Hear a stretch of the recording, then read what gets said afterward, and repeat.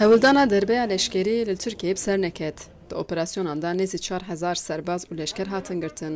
بە هەزاران دۆزگەر و حاکم، 8,000 polis, 30 vali و 47 kaymakam jî ji kar hatin girtin. Demokratik siyasetin ve toplumun önemli bir kesiminin darbeye karşı tutumu AKP'nin Hevserokê HDP Selahattin Demirtaş li Amedê di daxuyaniyek de da zanîn ewil jî derbeyanê lê divê bi serneketina derbeyê nebe sedema rêvekirina dîktatoriya AKP û Erdogan.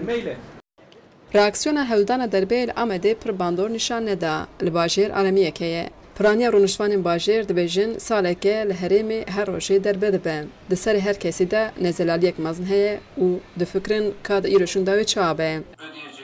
Roja înê Serokkomarê Tirkiye Recep Tayyip Erdogan bi rêya televizyona CNN bang li gel kirbû ku da kevin meydanan.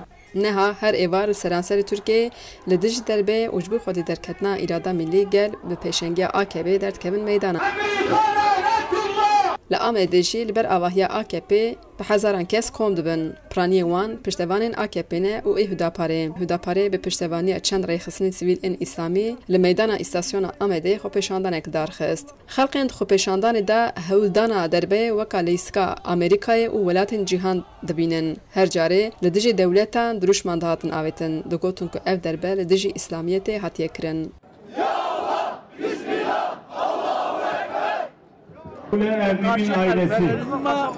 Ağuta bal'ama جبوي حقارة للدين الإسلامي تكر وإيرود بوي إسلامي بخازن وانا أما خدا عز وجل إسلامي فلسفة النار وين خدا تعالى والسرور ديني هم كحاكمين. شو بوي باش بقاني قوم يوم بولاية شيء نبو بقتل شيء نبو